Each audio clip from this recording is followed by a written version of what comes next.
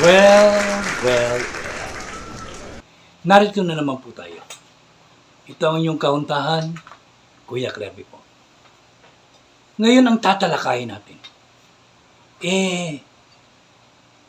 isang bagay na lahat ng tao ay inaasam.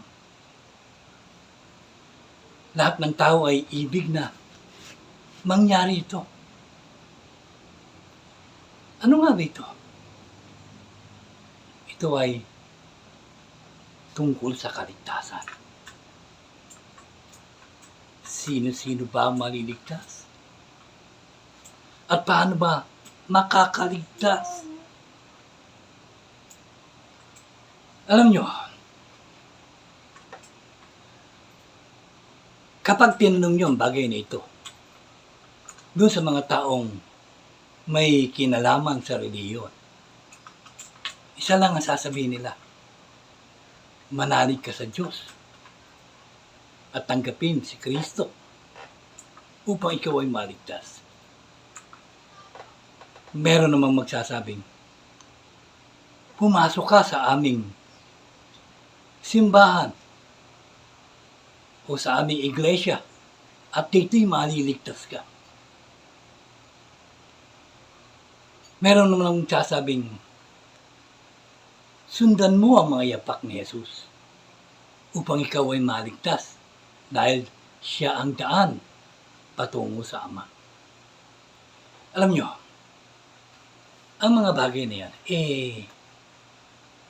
maaaring mangyari o maaaring makatulong sa isang tao upang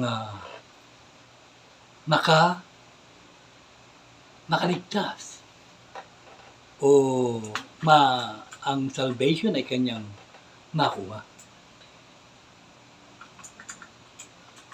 Pero, ang totoo, sekundaryo lamang yan. Totoong ikaw ay maliligtas kung susundan mo ang mga salita at gawain ni Jesus. O sa ibang reliyon naman ay kung susundin mo ang mga sinasabi ni Buddha, sinasabi ni Confucius, sinasabi ng ibang mga dakilang nilalang, sila Hare Krishna, si Zoroaster, at ikaw ay maliligtas ka na. At saan nga ba maliligtas?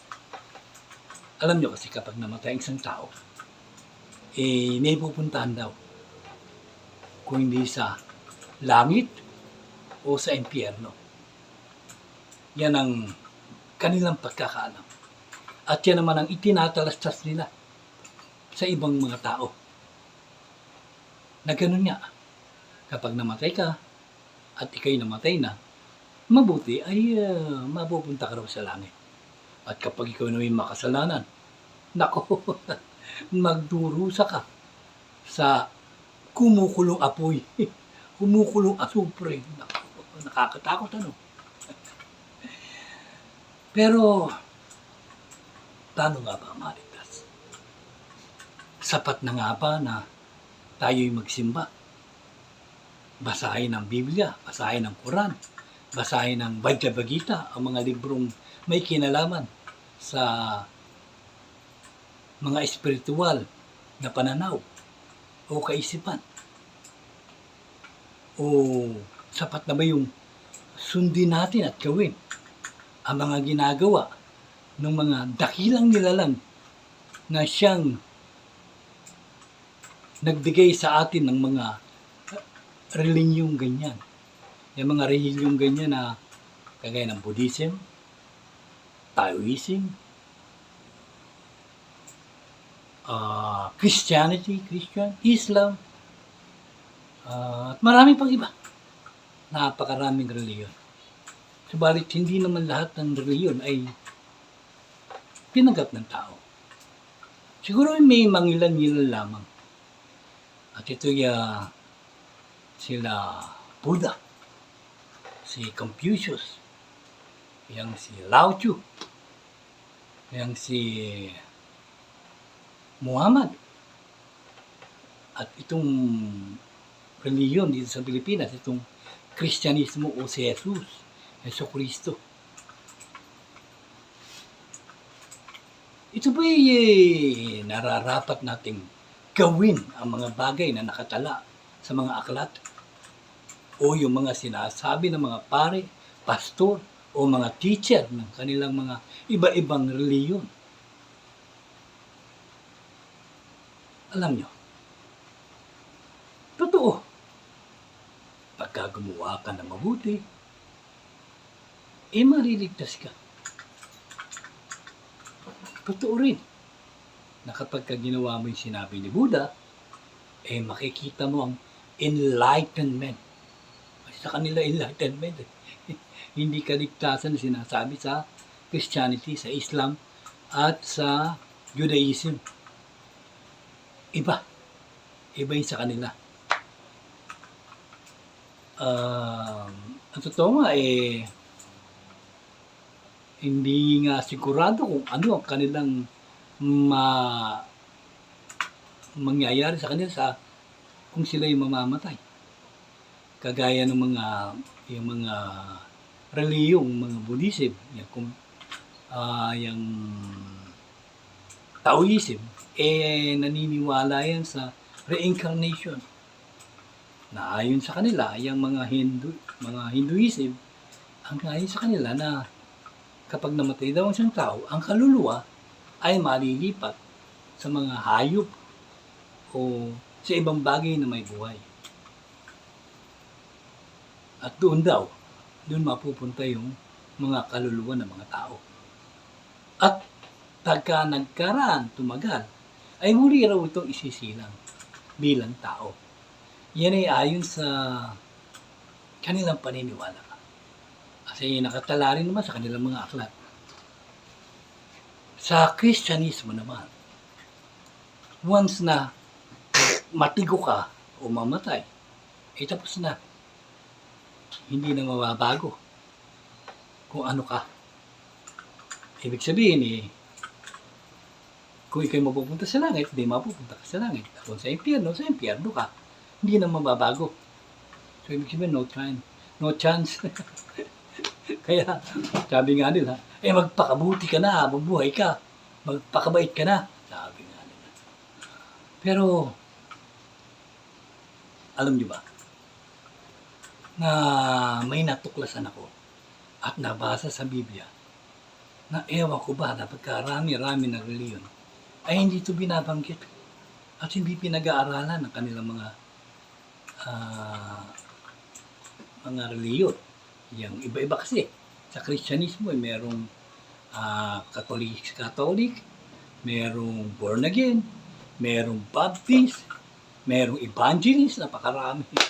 Merong Mormon, at lahat yan, isa lang ang sinusunod o sinusundang libro, yung Biblia.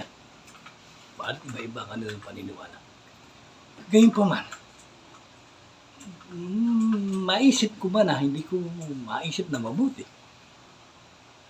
O hindi ko maunawaan, bakit itong natuklasan ko hindi nila sinasabi na madala sa kanilang mga miyembro. Ang laging sinasabi, you must be born again. Mga born again. At iba naman tanggapin mo si Kristo. Iba naman, kapag hindi ka narito sa reliyong ito, hindi ka maliligtas. Pag sa iba ka reliyon, wala ka. Hindi ka maliligtas. Ganon. Pero sa kababasa ko ng Biblia, natuklasan ko ito. Alam nyo, ako'y mahilig na ako magbasa ng kung ano-anong mga libro na may kinalaman sa espiritual na pananaw. Pero hindi ko kinakabisado kung anong pahina, sinong may akda, sinong may nagsabi. Hindi ko gaano nakakabisa yun. Pero once na nabasa ko yun, natumatanim sa aking isipan. At ito nga ang aking natuklasan. May nagtanong kay Jesucristo. Isang Apostoles. Parang sabi. Hindi ito po word per word kasi nasa isip ko na lang ito. Hindi ko na nga matandaan pa ibang mga talagang yung mga salita doon. Nasa isip ko na lang ito. At pumasok sa aking isipan kung ano ang aking nabasa. Nagtanong ang isang disipulo o kanyang sidekick, kumbaga. Ang sabi, Panginoon, kami ba'y maliligtas kung kami susunod sa inyo? Susunod sa ating Kristo, sa ating Panginoon. Kasi nga siya yung daan patungo sa Ama. Alam niyo ba ang sagot ni Jesus?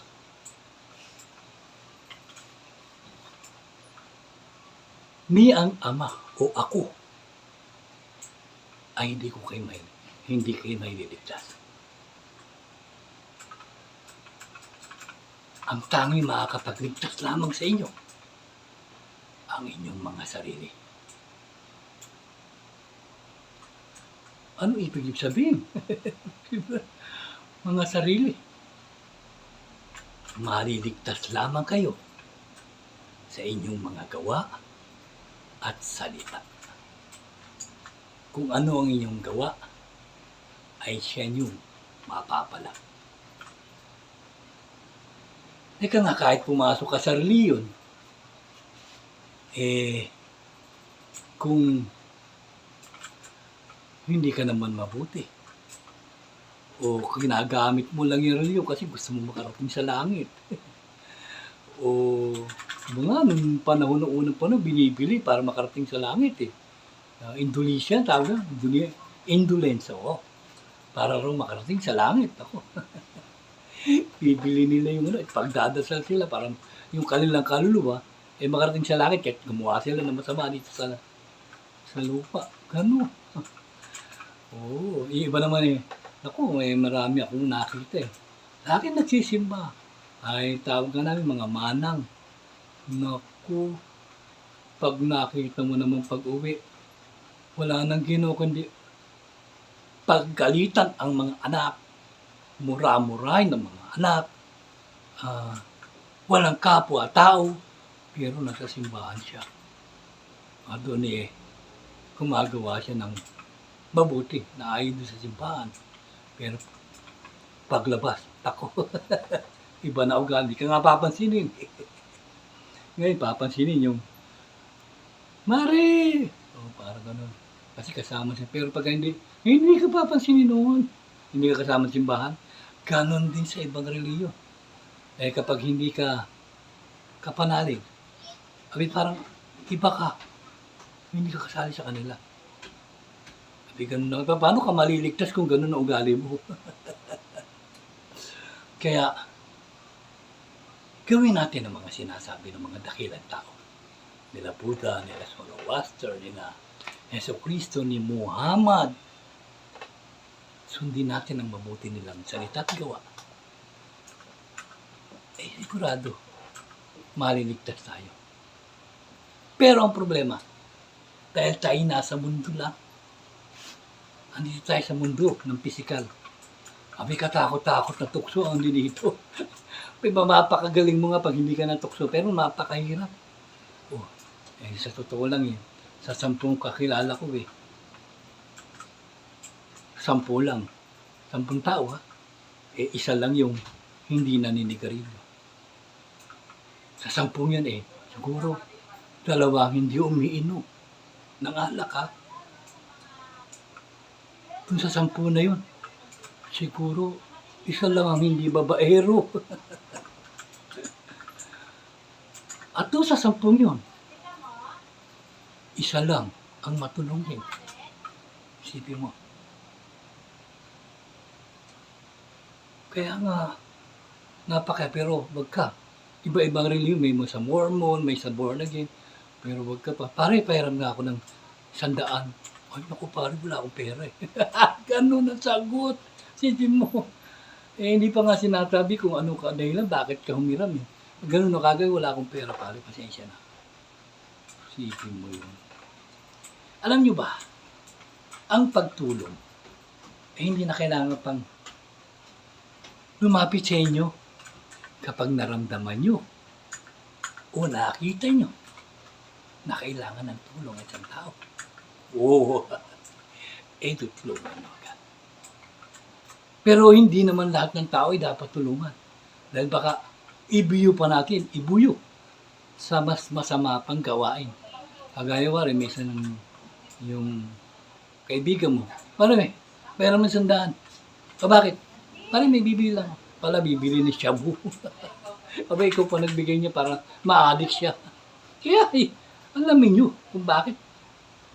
At ano ang gagawin niya sa ibibigay nyo o ipapahiram nyo. Ngayon sa mga tao namang wari, kaya ewan ko ba ayaw magpahiram, marami. Oo, kasi hindi binabayaran. Alam niyo ba, kung kayo'y magpapautang, kailangan nasa puso. Pautangin niyo siya na ayon sa inyong nadarama at ayon sa inyong kaya. Hindi yung papautangin mo lang siya kasi lalagyan mo ng tubo. Yung 10 piso, magiging pagbalik 100 na. Laki na tubo, ano? Hindi. Yung 100, magiging 120. For example, lang ka. Tutubuan mo. Kaya mo siya pa. Hindi gano'n. Pag pinautang mo, buong puso. Ito naman. Pagka kayo naman umutang, magbayad naman kayo. Pero, kaya nga umuutang dahil walang pera. Tandaan nyo yan. Kaya ganito, kung sakasakali kayo hindi mabayaran ng mga taong may utang sa inyo, aba, huwag kayong magagalit. Bakit? Isipin nyo na lang na tulong nyo sa kanila yun. At dahil sa pera nyo na umangat kahit paano ang buhay niya. At kung ikaw na may babayaran, ay may maganda. Di ba? At kung sakasaling may marami kasi ayaw magbayad hindi sila nagbabayad ng kanilang mga utang. Tanggapin nyo na lang. Hindi huwag nyo sasabihin, abuli ko na lang. Di ganoon. Ibigay nyo yun. Kasi yun, naibigay nyo na yun. At ang wari, kung maibabalik man wari yung 100 pisong hiningi sa'yo, yayaman ka ba doon? Aba, hindi naman siya, mababawasan kasi hirap na hirap siya Kaya nga nangungutang kasi walang pera o kapos sa pera. Ikaw kaya ka naman nagpautang dahil may sobra kang pera. Di ba? Kung wala kang mang sobra, sabihin mo ng totoo, pare talaga, ko lang yung pera ko. Hindi naman mauunawaan ka naman nun Kesa hindi mo siya pautangin. Ito pare, hati na lang tayo kung gusto mo. Kasi may panggastos din ako sa bahay Ganun lang. Huwag mo na malalabas yung buong pitaka mo. Yung pera mo lang na parang pwedeng ibigay. Diba? Kasi baka magyabang ka naman, ilabas mo yung laman ng pitaka mong maraming pera, ayari ka, hati kayo. Naku, di ang laki nun. Kaya nga, isa yan. Kung paano tayo magiging mabuti sa ating kapwa. Ay napakalaga niya. Hindi lamang tayo gumawa ng mabuti, kundi matuto tayong magmahal. Anong mamahalin? Yung kapwa natin. Hindi yung mamahalin mo katakot-takot na syota gagawin mo. Katakot-takot na asawa mo lahat minahal mo. Hindi ganon. Yung pagmamahal, iba yun yung pagmamahal sa kapwa-tao. At hindi lamang tao ang minamahal. Maging hayop, dapat nating mahalin. Akala mo, maliligtas ka, kinatay mo yung aso mo dahil nakagat ka lang. Magpaturo ka na iniksyo kung nakagat ka. Di ba? Hindi mo kakatay, ba't ka magagalit doon sa hayop? Yun na nga sila, hindi naman nila alam yun. Tapos papatay mo. Parang gusto mo lang siya kasi mukha maganda, tapis. Pero hindi, yung aso na mahal na mahal ka siguro. Baka nagkamali na ng kagat yun, kaya ka nakagat Something ganun. At hindi lamang hayop. Hayop. Ang kapaligiran ang mga puno, ang mga halaman. Yan mahal natin, ingatan natin yan. Bakit? Kasi yan galing sa Diyos. Tandaan niyo, ya'y bahagi ng kanyang kapangyarihan. Kaya andyan yan. At paano kung mawala yan? Patay ka. Wala nang mabibigay sa atin na oxygen. Alam niyo ba yun? Na sila, kumukuha sila nung hinihinga natin. Tapos sila, yung hinihinga natin, at maglalabas naman sila nung hinihinga natin, yung oxygen. Naunawaan? Pang high school lang yan. Kaya dapat nating mahalin yan. Dahil kapag wala ng puno, hirap ka huminga. O subukan nyo. Wala yung isang mataas na lugar. Walang puno. Mahirap ka huminga doon. Bakit? Walang oxygen, walang mga puno Bumababa ka at marami ng puno. Masarap na ang paghinga mo. Ganun. Hindi lamang yan. Mahalin natin ang nature, ang kalikasan, ang hangin. Huwag natin bababuyin. Ito pa. Yang tubig na iniinom natin. Ingatan natin yan. Tayo naman kasi, nato ko sa may ilog, tapon basura Yung dumi mo, tinapon mo lahat. Pati dumi mo sa sikmura, doon mo rin inilagay.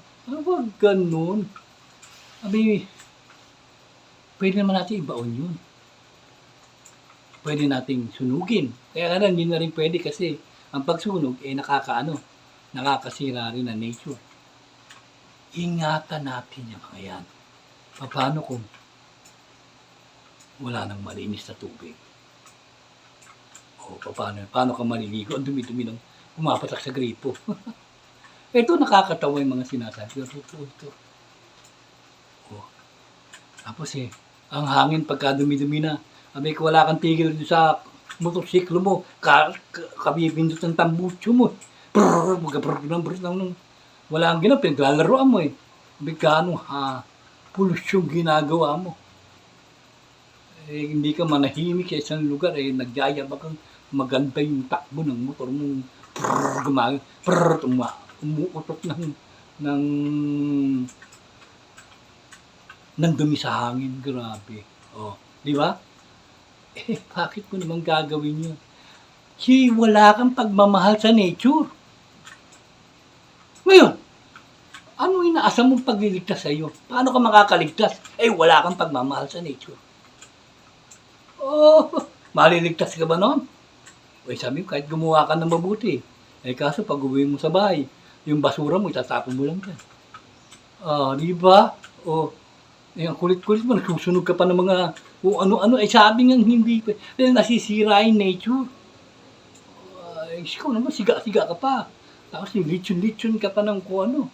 Kaya nga may mga ngayon na-invento na ng tao na hindi na kailangan umusok pa isang bagay para maluto. Di ba? Tayo.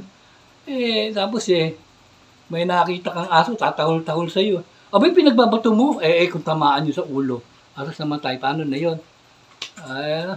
Akala mo, buhay din yun. Hindi lang tao may buhay. Ang totoo nga, may sapantaha ako Ito sapantaha ko na parang totoo. Na si Jesus, hindi siya nakapatong sa lupa. Siguro nakalutang siya naman ganyang kataas sa lupa. Bakit ko nasabi? Kasi nga, kapag inapakan mo yung dadaanan mo, yung dadaanan mo, maraming mamamatay doon na mga buhay. At yan, si Jesus, mahal niya ang nature. At hindi niya mapapayagan na mamamatay yung mga yun. Kaya nga nung lumakad yan sa dagat lumutang. Kasi nga, sa lupa pala nakalutang na Yan sa pantaha ko. Kaya siya nakalakad sa tubig. Kasi naman siya talaga na nakaapak sa lupa. Hmm. Sa pagtako lang ho yan, ha? Pero, ano ba ang mga dapat yan?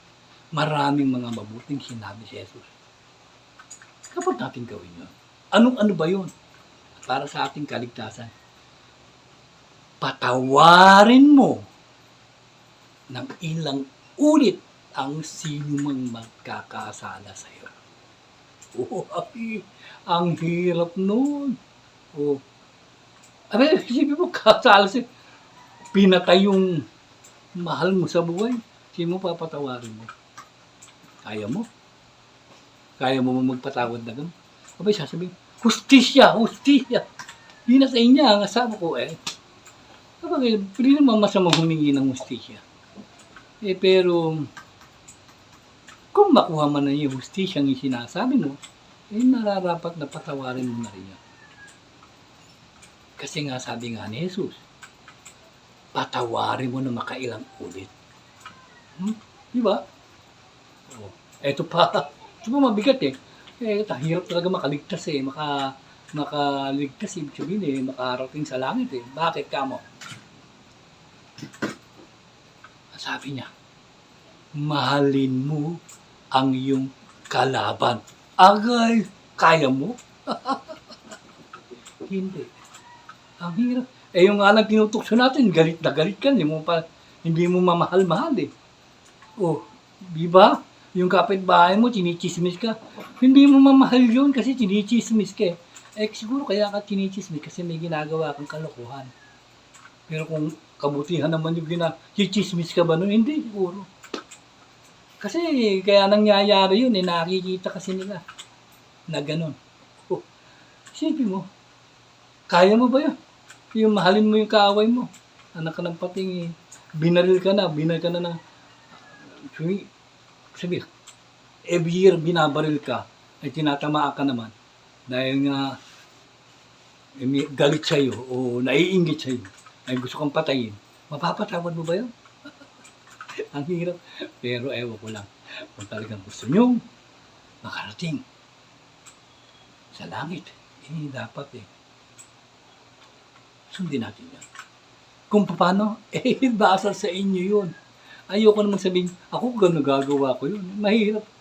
Kayo, sabi nga, hindi ko kayo maililigtas, sabi nga ni Jesus. Kayo ang magliligtas sa sarili nyo.